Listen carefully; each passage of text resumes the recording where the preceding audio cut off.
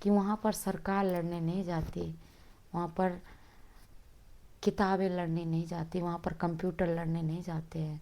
वहाँ पर हमारे और आपके जैसे आम इंसान लड़ने जाते हैं, आम इंसान। कि बहुत बड़ा युद्ध चल रहा है, वहाँ हैं इनके हस्बैंड, मेरे जो दामाद है ना, वहाँ पर हैं। तो जब कारगिल का युद्ध चल रहा था तो वो मेरे घर आई, क्योंकि अब उनका ननिहाल और मेरा एक ही है, तो हम तो नानी के यहाँ ही रहते थे और वो लोग कभी कभी घूमने आते थे। तो वो आई तो पता है वो क्या करते थे उस टाइम पे, जीजा जी वहीं कारगिल युद्ध में थे, कि वहाँ पर सैनिक लड़ रहे, जवान जय किसान। लेकिन आपको ये लगता है कि ये जवान और किसान जब किसी भी रिश्तेदारी में जाते हैं तो उनको मान सम्मान दिया जाता है? दिया जाता है? मुझे थोड़ा सा हर्ट हो रहा है इस बात को लेकर के, काफ़ी चिंता है। और पिछले करीब 4 से 5 दिन से हमारे घर में शायद एक टाइम खाना बनता था, कुछ भी दाल चावल खिचड़ी कुछ ऐसा जो फटाफट से बन जाए, और बस पूरा दिन शायद 24 घंटे वही चलता था। बहुत बुरी कंडीशन थी, मतलब रात की नींद दिन का चैन सब खराब था। आप सबको आपकी पूनम की तरफ से जय श्री राधे। राधा रानी आप सबको हमेशा स्वस्थ रखे, प्रसन्न रखे। तो आज मैं आपके साथ बहुत ज़रूरी टॉपिक पर बात करने आई हूँ। और आज मैं स्पेशली, मेरे हस्बैंड फौज में हैं, तो मैं केवल एक जो सोशल मीडिया में क्रिएटर हूँ ना, आज उस टॉपिक पर मैं बात नहीं करूँगी। आज मैं एक पत्नी के ओहदे पर यहाँ पर बैठी हूँ। आज मैं किसी की पत्नी बन करके आपसे बात करूँगी। देखिए, आप सबको पता है कि अभी थोड़े दिन पहले माहौल कितना ख़राब था, 3-4 दिन पहले तक कितना ख़राब माहौल था। हमें मतलब बिल्कुल भी ऐसा लग रहा था ना कि समझ में नहीं आ रहा था क्या होगा क्या नहीं होगा। उस टाइम पर मेरे घर पे ऐसी कंडीशन थी ना कि मेरी, मेरे बच्चों की, मेरे मायके में, मेरे ससुराल में जो कि अभी जो भी रिलेटिव हैं वो सब टकटकी लगा करके न्यूज़ चैनल देखते थे। मैंने जब पहले दिन न्यूज़ देखी, इसके पहले मैं न्यूज़ नहीं देखती थी, मैंने जब फर्स्ट डे न्यूज़ देखी ना, मैं हॉस्पिटल से आई थी, मेरी थोड़ी गले की प्रॉब्लम थी तो मैं वहाँ पर दिखा के आई। मैं हॉस्पिटल से आई और मैंने करीब 2 बजे, वो जब पहले दिन ये स्ट्राइक वगैरह हुई थी ना, उसके दूसरे दिन की बात बता रही हूँ। मैंने 2 बजे जैसे टीवी खोली और उसमें अंधाधुंध बहुत बुरी न्यूज़ आ रही थी, बहुत बुरी न्यूज़ आ रही थी। अब मैं, पता नहीं क्यों मैं इतनी स्ट्रांग नहीं हूँ, मेरे बस का नहीं है इतना इतना कुछ देखना, इतना कुछ सुनना, मेरे मेरे बस का नहीं है। तो मैंने जैसी न्यूज़ देखी ना, मैंने वहीं पिलो ली। मैं सुबह से चली गई थी और मैं करीब 2 बजे आई थी। मैंने केवल एक चाय पी रखी थी और मैंने वहीं एक पिलो ली और मैं लेट गई, क्योंकि मेरे हाथ पैर कांपने लग गए। अब मैं बताऊंगी ये सब क्यों हो रहा था मेरे साथ। ही पिलो लेके लेट गई और मैं केवल न्यूज़ देखती रही और मैं रो नहीं रही थी, लेकिन मेरे आंखों से अपने आप आंसू बह रहे थे, अपने आप। मैं पूरी कांप रही थी, पूरी कांप रही थी, यकीन मानिए। और मैं पूरी, ऐसा हो गया था ना कि मैं उठ नहीं पा रही थी ऐसे, क्योंकि जहाँ मेरे हस्बैंड है ना वहाँ की न्यूज़ आ रही थी। वहाँ पे ऐसा हो रहा था ना कि यहाँ पे ये मिसाइलें गिरी, यहाँ पर ये हुआ, और मेरे हस्बैंड भी उसी जगह हैं। मैं नाम नहीं वहाँ पर अभी बता सकती, क्योंकि कुछ रीज़न होते हैं। तो मेरे और बात नहीं हो पा रही थी और मेरे पैरों के नीचे से ज़मीन खिसक गई, क्योंकि मेरी रात में थोड़ी सी बात हुई थी, सुबह से मैं हॉस्पिटल चली गई थी, हस्बैंड से कोई बात नहीं हुई। अब मेरी इतनी बुरी हालत, इतनी बुरी हालत, मेरा बीपी थोड़ा लो रहता है। फिर मेरी बेटी ने बोला कि मम्मा आपका बीपी लो हो गया है। मेरी बेटी ने मुझे चीनी थोड़ी सी और नमक का घोल बना के दिया, इससे थोड़ा सा आराम मिलता है। तो मैंने वो पिया, नमक चीनी का पानी पिया। उसके बाद मुझे नहीं पता था क्या हो रहा है, मुझे चक्कर आ रहे थे, मुझे उल्टी आ रही थी, मुझे घबराहट हो रही थी, मुझे बिल्कुल भी ऐसा लग रहा था ना कि मैं मर जाऊंगी, मैं मर जाऊंगी। मेरे आवाज़ नहीं निकल रही थी मेरे मुंह से और बस मैं केवल रोए जा रही थी, राधा राधा राधा राधा राधा राधा, बस यही यही यही यही जप रही थी। अब शाम हो गई, शाम से तो कहानी बिल्कुल बिल्कुल गंदी हो गई। 8:25 से तो कहानी ही बदल गई। अब मेरी तो बुरी तरह हालत हो गई। इसी तरह दूसरा दिन रहा, इसी तरह तीसरा दिन रहा, और केवल न्यूज़ें आ रही थी कि वहाँ पर ये हुआ, वहाँ पर ये हुआ, केवल न्यूज़ सुन रही थी। मतलब टीवी नहीं बंद हुई, मैंने 3 दिन तक अपनी टीवी को ऑफ नहीं किया है, बस कुछ सेकंड के लिए, जैसे मैं नहाने वगैरह जाती थी ना, तो सोचती थी कि थोड़ा सा टीवी ठंडी हो जाए। जब थोड़ा सा समझौता हुआ, सब थोड़ा सा शांत हो रहा है ना, तो बहुत सारे लोग ये बोल रहे हैं कि युद्ध होना चाहिए था, इन्होंने गलत किया, इन्होंने ये रोक दिया, युद्ध तो होके ही रहना चाहिए था, ये बहुत गलत हुआ। प्लीज़ मैं आप लोगों से ये बोलना चाहती हूँ, मैं एक पत्नी के ओहदे पर यहाँ बैठी हूँ। मेरे हस्बैंड, मेरे पति देश की रक्षा करते हैं, वो भी एक सैनिक है। मैं उस उस व्यू से आपको बता रही हूँ। पता है आपको, जब आप भी किसी के पुत्र होंगे, आप भी किसी की पुत्री होंगी, आपकी भी संतान होंगी ना, तो आप खुद ये बताइए कि जब आप कहीं धूप में भी अगर बाहर चले जाते हैं ना, अभी देख मुझे कितनी गर्मी लग रही है ना, अगर मेरी यहाँ माँ बैठी होती तो बोलती कि फ़ैन ऑन कर लो, कूलर ऑन कर लो। पसीना है ना, ये हमारी माँ बर्दाश्त नहीं कर सकती। आप भी जब कहीं बाहर जाते होंगे ना, तो आपकी माँ बोलती होगी अभी मत जाओ, गर्मी बहुत पड़ रही है, सुबह शाम ये काम कर लो, धूप में नहीं निकलना है। अगर आपका बेटा या बेटी बीमार होती होगी ना, आपकी जान निकल जाती है। आप सोना छोड़ देते हैं, आप जगना छोड़ देते हैं, आपको लगता है ना, बेचैनी होने लगती है, आपको लगता है बस ये ठीक हो जाए और इसके बदले कुछ भी मैं दे दूँगा, ऐसा लगता है ना। इसी तरह जो जवान है ना, वो सीमा पे पड़ा हुआ है, वो भी किसी का पति है, किसी का बेटा है, किसी का बाप है, उसका एक परिवार है जो बहुत दूर बैठा है और शायद उससे कोई कांटेक्ट भी नहीं होता है। जब ऐसी चीज़ें होती है ना, तो कोई कांटेक्ट भी नहीं होता है, पता नहीं रहता है। पता है, वो नहीं समझ पाते कि घर में क्या चल रहा है। उसको ये पता रहता है घर वाले घबरा रहे हैं, लेकिन ना तो कोई बातचीत हो पाती है, ना हम लोग हाल चाल पूछ पाते हैं, कुछ भी नहीं हो पाता है, क्योंकि वहाँ पर फ़ोन ऐसे बंद कर दिए जाते हैं, अलाउ नहीं रहता ना बात करना, रिस्ट्रिक्शन रहता है, बहुत सारे रिस्ट्रिक्शन रहते हैं और करनी भी नहीं चाहिए। तो सोचिए, आप सोचिए कि कोई कांटेक्ट नहीं है, वो जो बंदा वहाँ है वो वहीं है, फैमिली यहाँ है, बच्चे बीवी केवल टीवी देख रहे हैं, केवल टीवी देख रहे हैं कि वहाँ पे क्या हो रहा है, क्या हो रहा है। और इसके साथ साथ आपको पता है कि इन 3 दिनों में मैं, मेरे पापा, मेरा भाई, मेरी बहन, मेरी एक और बहन है, वो हम लोग पूरी पूरी रात जगते थे, पूरी पूरी रात।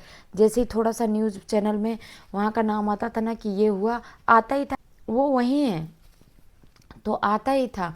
जैसे ही वहाँ का ये हुआ ना कि वहाँ पर ये हुआ, बस फटाक से मेरे पास कॉल आता था कि जीजा जी से बात हुई क्या, मेरे पापा फ़ोन करते थे वहाँ सब ठीक है ना। लेकिन मैं कैसे बताऊँ, मैं बोल देती थी कि हाँ ठीक है, मेरी खुद की बात नहीं होती थी, मैं खुद घबराती रहती थी। मुझे ऐसा लगता था ना, पता नहीं अब क्या होगा, पता नहीं अब क्या होगा, पता नहीं अब क्या होगा। तो जो ये लोग बोल रहे हैं ना कि ये झगड़ा अभी बंद कर दिया, ये अच्छा नहीं किया, अच्छा नहीं किया, आप ये सोचिए कि जो सरकार लड़ने नहीं जाती है वहाँ पे, सरकार वहाँ पे नहीं लड़ने जाती, वहाँ पे लड़ते हैं हमारे सैनिक, है ना।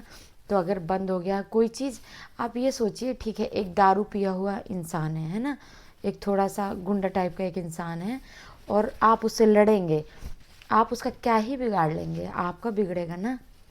तो अगर कोई चीज़ समझौते से, कोई चीज़ अच्छे से हो रही है ना, तो क्यों किसी का घर खराब हो, क्यों आप ऐसे ऐसे मैसेज डालते हो, क्यों आप लिखते हो कि ये ठीक नहीं, किसी को गाली देते हो कि ये अच्छी बात नहीं है, झगड़ा होना चाहिए, झगड़ा होना चाहिए। क्या मिला है झगड़ा करके, क्या मिला है? जब जब झगड़ा हुआ है, कितने कितने घर बिगड़े हैं, कितने। और आपको एक चीज़ बता दूं बहुत ईमानदारी के साथ, आज मुझे जितनी भी फौजी फैमिली सुन रही होगी ना, उनको ये पता होगा कि जो भी फौज में होते हैं ना, उनका परिवार नहीं होता है बिल्कुल भी, पति पत्नी बस आपस में ही रहते हैं, फैमिली से कोई रिश्ता नहीं रहता ज़्यादा कभी भी, क्योंकि कोई पसंद नहीं करता फौजी को। अभी सैनिक वहाँ पर लड़ रहे हैं ना, सबको प्राउड फील हो रहा है, सबको अच्छा लग रहा है ना कि वहाँ पर सैनिक लड़ रहे हैं, जवान जय किसान। लेकिन आपको ये लगता है कि ये जवान और किसान जब किसी भी रिश्तेदारी में जाते हैं तो उनको मान सम्मान दिया जाता है? दिया जाता है? टेबल लगी होगी, सब बैठे होंगे, और वहाँ पर अगर फौजी जवान और किसान 2 लोग बैठे होंगे ना, उनको अलग नज़र से देखा जाता है, उनकी फैमिली को भी अलग नज़र से देखा जाता है। उसका एक कारण है कि वो कदम ताल नहीं मिला पाए, वो उन लोगों के साथ नहीं चल पाए, उन लोगों के जैसे नहीं हो पाए, क्योंकि उनको समय नहीं मिला, किसी को देश सेवा से नहीं मिला और दूसरे समाज सेवा कर रहे हैं, और कोई एक अनाज उगा रहा है जो आपका पेट भर रहा है, और एक बॉर्डर पर तैनात है जो आपकी रक्षा कर रहा है। ये दो ऐसे लोग हैं जो आपको जिंदा रखे हैं, और इन्हीं की कभी इज्जत नहीं होती है। मैं प्रत्यक्ष उदाहरण हूँ इस चीज़ की। कई जगह हम लोग केवल इसलिए नहीं जाते क्योंकि वहाँ पर रिस्पेक्ट नहीं है, क्योंकि हमको उस लेवल के नहीं हैं हम लोग। हमको ना तो उतना अच्छा बोलना आता है, ना उतना अच्छा पहनना आता है, ना उतने पढ़े लिखे हैं। जो पढ़े लिखे हैं वो वहाँ मरने के लिए तैनात नहीं हैं। सरकार अगर पैसा देती, आप बोलेंगे सरकारी नौकरी है, पैसा मिलता है, तो आप ये पैसा का कमाओ, आप जाओ। कितने ऐसे लोग हैं जो घर से सक्षम हैं, वो फौज की नौकरी, डिफेंस की कोई भी नौकरी करना पसंद नहीं करते हैं। कौन करता है? जिसको पेट पालना रहता है, जिसको ये लगता है ना कि नहीं अब घर से नहीं हो पाएगा, घर इतना सक्षम नहीं है, माँ बाप इतने सक्षम नहीं हैं, वो लोग जाते हैं और सोचते हैं कि ठीक है 2 पैसे अर्न करेंगे घर चलेगा। फिर धीरे धीरे करके शादी हो जाती है, बीवी की जिम्मेदारी, फिर बच्चे हो जाते हैं, फिर वो जिम्मेदारी में उलझ जाता है और ज़िंदगी भर वो अपनी पूरी जो जवानी है वो सीमा पर ही रहता है। 3 साल अगर वो सीमा पे रहता है तो मुश्किल से 1.5 से 2 साल फैमिली के साथ रहता है। अगर लाइफ में बंदा 60 साल तक साथ में है ना पत्नी के, तो आप ये सोचिए कि 20 साल ही अपनी पत्नी के साथ रहा है, और उसके बाद आप उसकी रिस्पेक्ट नहीं करते। हम लोग हमेशा, फ्लाइट तो हम लोगों के नसीब में है नहीं, ट्रेन से जाते हैं ना, ट्रेन से जाते हैं, कई बार इमरजेंसी जैसे हो जाती है, हमारी टिकट कंफर्म नहीं होती है ना, तो टीटी तक निकाल देते हैं उस डब्बे से। वो नहीं समझते हैं, अमाउंट दो, अमाउंट कहाँ से दें, जो था उसका तो रिजर्वेशन करा लिया, कहाँ से दें। फिर हम लोग बाथरूम के पास बैठते हैं ना, और टीटी आता है तो वहाँ से आउट कर देता है, और फिर हम जाते हैं जनरल में, वहाँ चढ़ने नहीं दिया जाता है। और आपको पता है ये सब क्यों होता है? क्योंकि कभी भी छुट्टी नहीं मिलती है समय से, कभी भी। अभी मेरी बहन की शादी है 22 मई की, और मेरी हस्बैंड की अभी छुट्टी नहीं है, 20 तारीख तक छुट्टी बंद है। अब आप ये सोचिए कि अगर 20 के बाद छुट्टी मिली भी, सब कुछ सही रहा, अगर छुट्टी मिली भी तो क्या हमको रिजर्वेशन मिल जाएगा? हम अगर वो 20 के बाद आएंगे 21 तक, और मैं 21 को यहाँ से अगर निकली, जो भी हुआ, एक दिन में कभी रिजर्वेशन मिल जाएगा? कैसे जाएंगे हम लोग? उस टाइम कोई समाज सेवा याद नहीं आता। उस टाइम ऐसा नहीं कोई बोलेगा कि अरे इसको एक सीट दे दो, ये तो मरते मरते वहाँ से आए हैं, आज ही आए हैं, आज इनको काम पर जाना है, थोड़ी सी जगह दे दो बैठने के लिए, बच्चों को बैठने के लिए जगह दे दो। नहीं देते हैं, भगा देते हैं, जाओ बाहर, या तो टिकट कटाओ जाके पूरी, या तो पैसे दो, इतना इतना यहाँ से यहाँ तक का लगता है। मरने के लिए क्यों फौजी क्यों? आप सब लोग भी जाओ ना। आप जो यहाँ पर आजकल जो होते ना युवा नेताजी, जो बोल देते हैं कि हम साथ में हैं, बताना कहाँ काम पड़ेगा, कहाँ। जब आपकी उम्र थी, आप क्या फ़ौज के लिए आपने थोड़ा सा एफर्ट लगाया? आप फ़ौज के लिए आपने रनिंग करी, फ़ौज की भर्ती देखी? अब जब आपकी उम्र नहीं है, आपको पता है कि आप नहीं बुलाए जाएंगे, तब आपने एक स्लोगन लिख दिया कि हम तैयार हैं मर मिटने के लिए। जब आपकी एज थी तब आप क्यों नहीं गए? पता था ना कि वहाँ पर जाने से खतरा है, इसलिए नहीं गए। इससे बेहतर है हम कहीं दूसरी जगह काम कर लेंगे, वहाँ इतना ही पैसा मिल जाता है जो यहाँ मिलता है ना, कहीं भी इतना ही मिल जाता है। कोई एक्स्ट्रा ऐसा यहाँ पे फौज में ऐसा कुछ नहीं मिलता कि बहुत लग्जरी लाइफ है। दाल रोटी चलती है सबकी, और उसमें भी जो पेमेंट आती है, 1 महीने में जो पेमेंट आती है ना, 10 तारीख को ख़त्म हो जाती है, 10 तारीख को। और जो 20 दिन होते हैं ना, मर मर के निकलते हैं, किसी के भी हों। अगर 2 बच्चे हो गए ना तो फीस भरना मुश्किल हो जाता है। तो फिर ऐसे मत बातें करो। देखिए, मैं आपको केवल यही बताने आई कि अगर शांति है तो प्लीज़ शांति बनाए रखिए, किसी चीज़ को उकसाइए मत, क्योंकि बहुत सारे ऐसे घर हैं ना जो केवल एक बंदा चला रहा है, आगे पीछे कुछ भी नहीं है। मेरे जैसे लोगों के तो कुछ भी नहीं है। तो आराम से रहिए, सब शांति बना के रखिए, शांति बना के। कुछ भी व्हाट्सएप में मैसेज डाल रहे हैं, कुछ भी फेसबुक में डाल रहे हैं, ऐसा डालिए ना कि लोगों को अच्छा लगे, एकता हो, है ना। झगड़ा करके कभी कुछ नहीं मिला है, कुछ भी नहीं मिला है। मुझसे पूछिए कि जो एक फौजी होता है, जो एक फौजी का परिवार होता है, जो एक फौजी की फैमिली होती है, उस पर क्या बीतती है जब कुछ ऐसा होता है। मुझे याद है जब कारगिल का युद्ध हुआ था, मेरी फैमिली में कोई भी फौज में नहीं है, मेरे हस्बैंड ही फौज में थे। मेरी जब शादी हुई ना, मेरी फैमिली में कोई फौज में नहीं था। मेरी एक मौसी हैं, मेरी अपनी ही मौसी हैं, बड़ी मौसी, उनकी बेटी का नाम था गुड़िया, उनके हस्बैंड थे फौज में। तो जब कारगिल का युद्ध चल रहा था तो वो मेरे घर आई, क्योंकि अब उनका ननिहाल और मेरा एक ही है, तो हम तो नानी के यहाँ ही रहते थे और वो लोग कभी कभी घूमने आते थे। तो वो आई, तो पता है वो क्या करते थे उस टाइम पे, जीजा जी वहीं कारगिल युद्ध में थे। हमको तो कुछ पता नहीं था, हम लोग तो कभी न्यूज़ नहीं देखते थे, क्योंकि जिसके घर से कोई भी डिफेंस में या फौज में नहीं है वो ये दर्द नहीं समझ सकता। इस चीज़ को आप मेरे से लिखवा के ले लीजिए स्टैम्प पेपर में, ये सत्य है।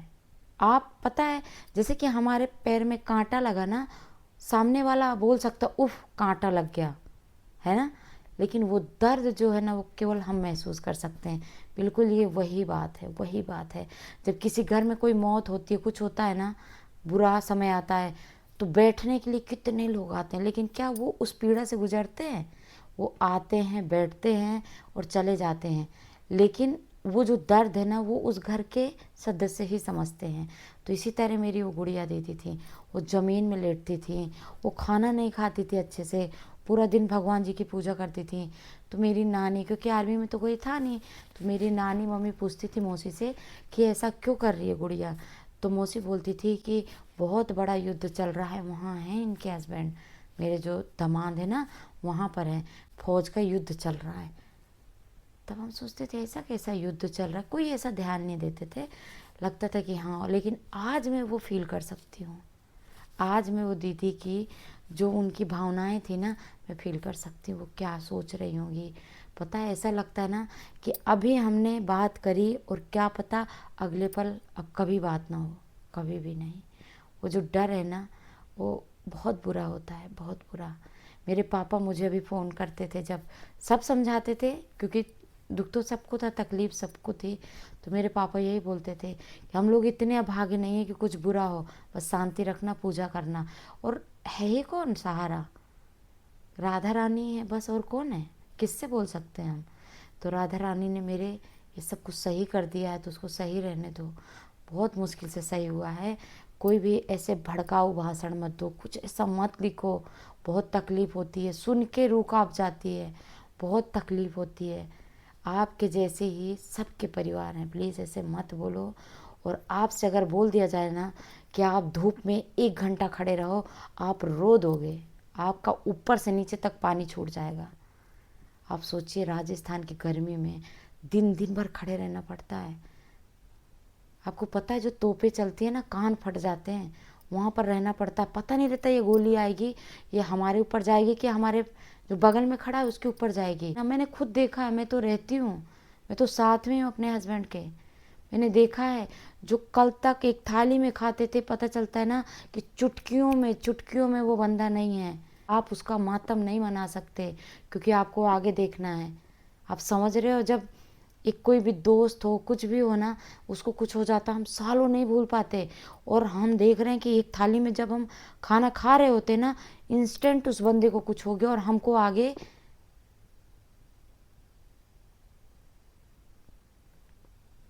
मत करो ऐसा, मत करो। ये बहुत जंग अच्छी चीज़ नहीं है, जंग अच्छी चीज़ नहीं है। ये केवल एक फौजी की पत्नी के भाव हैं, केवल एक बीवी के भाव हैं, एक माँ के भाव हैं। और मैं तो अपने पति से बेइंतहा प्यार करती हूँ, बेइंतहा। उसको कुछ हो गया ना मैं तो मर जाऊँगी। तो सभी ऐसे करते, ऐसा नहीं है, लेकिन मेरा कुछ अलग है, मेरा पति ही सबसे अलग है।